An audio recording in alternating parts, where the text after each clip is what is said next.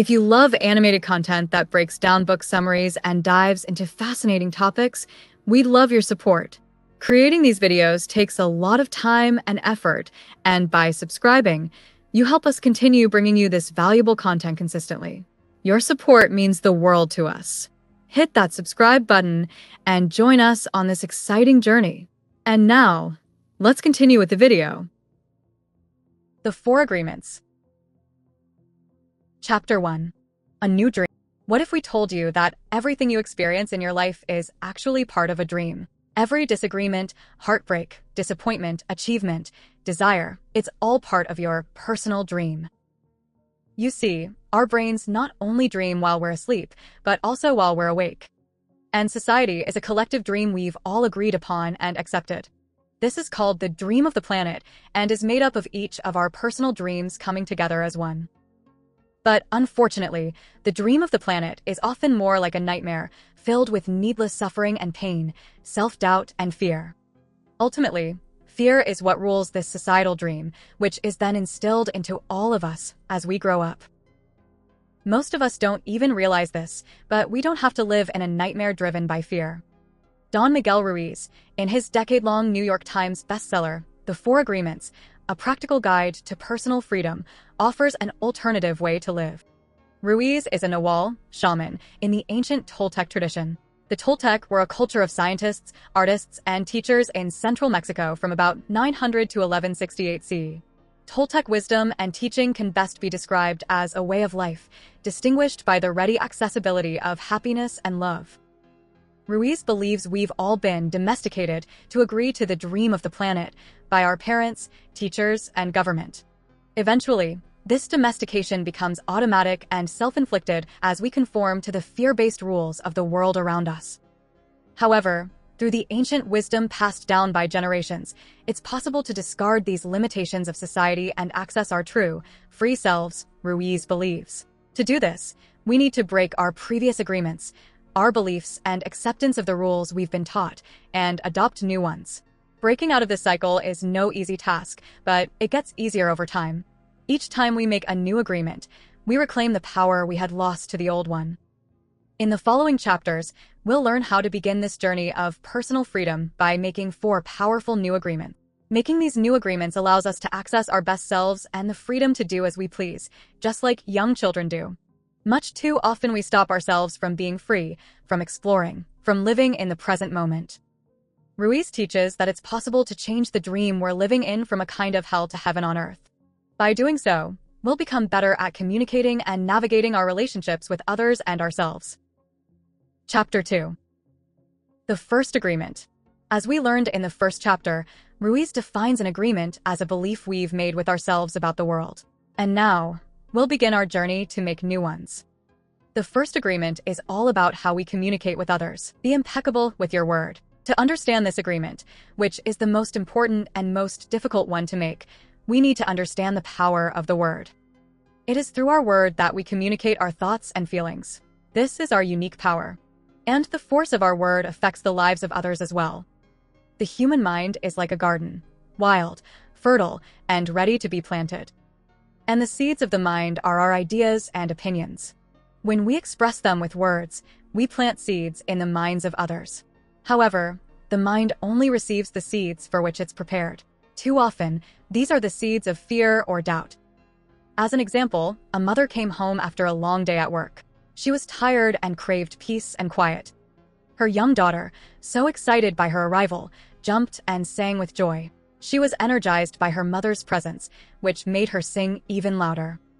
However, this was exactly the opposite of what her mother wanted. In a moment of desperation, she yelled at her daughter, "Stop singing. You have an ugly voice." The truth is the mother was simply exhausted, not that her daughter had an ugly singing voice. However, because young children are impressionable and trust adults, the girl believed her mother's words, which took root in the garden of her mind.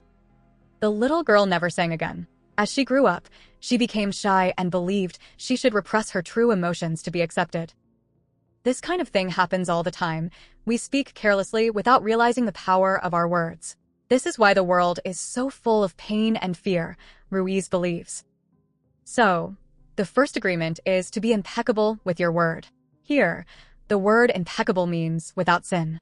Ruiz defines sin not in the religious sense, but as anything that you do which goes against yourself. We gossip and talk down to others as a way to feel better, but this kind of behavior just reflects poorly on ourselves. Look at that unwitting mother who is so wrapped up in her own life with her own problems. She didn't consider how her words would affect her daughter. Often, we misuse our words and sow bad seeds because we do not love ourselves. This, Ruiz claims, is a sign of self-rejection, the biggest sin of all. Had that mother been more in touch with herself, she would have expressed her true needs to her daughter in a more considerate way. If we commit to loving and accepting ourselves, we can only be impeccable with our words. This is the proper use of our energy, in the service of love for ourselves and others. This first agreement is a difficult one to make, but it's the first step to freedom and happiness. Chapter 3. The second agreement. The 4 agreements. In the previous chapter, we learned how powerful words can be. How many times have someone else's words impacted you? Even just an offhand comment from someone unimportant can ruin your mood or your whole day. While the first agreement is about how your words affect others, the second agreement is about how their words affect you. Don't take anything personally. So many of us take things personally because we have developed a sense of personal importance as we've grown up and become domesticated by society. Personal importance is the belief that everything is about you. This is the maximum expression of selfishness, Ruiz writes. And because of this, we believe what people say to us. We agree with their words. And once we do that, we take their poison and it becomes our own. This poison infects us and brings anger, jealousy, and sadness. It is this same poison that then, in turn, makes us spread more gossip and negativity. Let's say you meet someone on the street and they say, "Hey, you're so stupid." They're trying to give you their poison. If you take these words to heart, they might ruin your day. And with your anger, you'll be more likely to lash out and hurt others with your words. However, the second agreement is the antidote to this. Your life is like a movie. You're the director, the producer, and the main actor. Everyone else is secondary. And, naturally, you're the protagonist of your own movie. You control the camera angles, what is seen and unseen. And how you interpret your movie depends on the agreements you've made. Everyone is living their own lives, making their own movies. It is impossible to know someone else's past, circumstances, or motivations. It's impossible to direct someone else's movie. Once you accept this fact, you'll understand that nothing anyone says or does, positive or negative, is about you. Even if someone calls you wonderful, there is no reason to believe them. You already know you're wonderful. When you don't take anything personally, you save yourself from needless suffering. You are free to see and accept people as they are without being hurt by them. With this second agreement, you'll realize that you only need to trust yourself, that you're only responsible for yourself. Chapter 4. The third agreement. The 4 agreements. By this point, we've learned about how powerful the mind can be in influencing our dreams and realities. This is why the third agreement is don't make assumptions.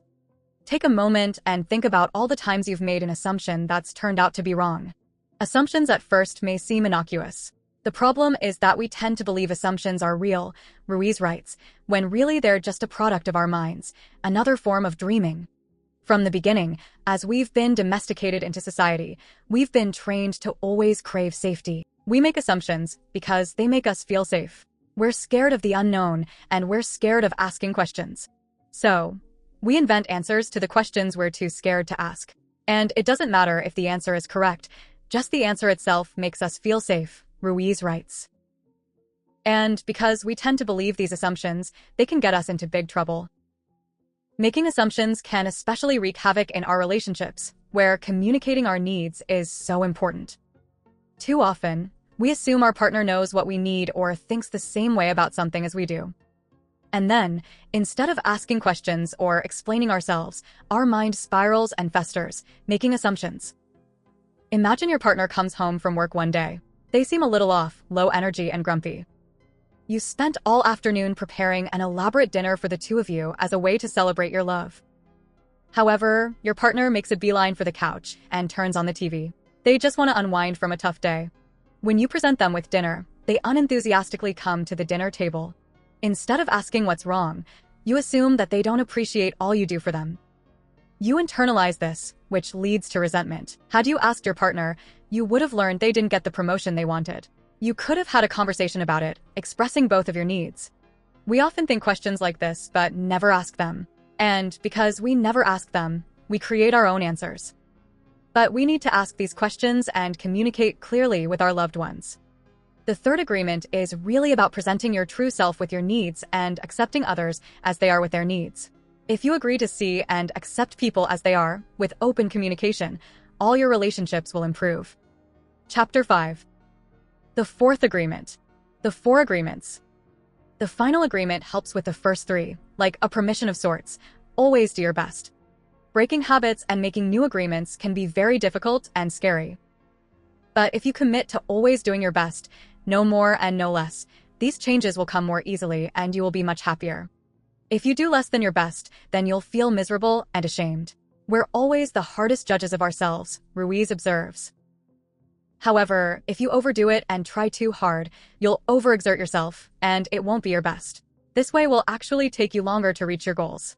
Ruiz describes a man who wanted to transcend his suffering in this life. He went to a Buddhist temple to consult a master. When he asked the master how long it would take him to transcend if he meditated 4 hours a day, the master replied perhaps in 10 years. Thinking he could game the system, the man then asked how long it would take if he meditated for 8 hours a day. To this, the master responded, if you meditate for 8 hours a day, perhaps you will transcend in 20 years. Frustrated, the man wondered why it would take him longer this way. The master told him that the purpose of life was to live, be happy, and love, and that he'd miss the point if he tried too hard to transcend. If you earnestly commit to doing your best, you'll learn to accept yourself where you are and learn from your mistakes. And it's important to recognize that your best will not always mean the same thing. We're only human. Some days we'll perform better than others, for whatever reasons. The 4 agreements are all about accessing and living your personal freedom. Ruiz emphasizes the living part. Action is about living fully. Inaction is the way that we deny life, he writes. And denying life with inaction is one of the greatest sins we can commit against ourselves. So, don't be paralyzed by fear or content with the destructive agreements you've already made. Try your best to make new ones, to take action and live fully and freely. Always do your best to be impeccable with your word, to not take anything personally or make assumptions. By living in this way, your life will become the very dream that you wish it to be. The main ideas, Chapter 5. Always do your best. By always doing your best, you become the best version of yourself. Take action to make new agreements and access your personal freedom. Hit that subscribe button and join us on this exciting journey.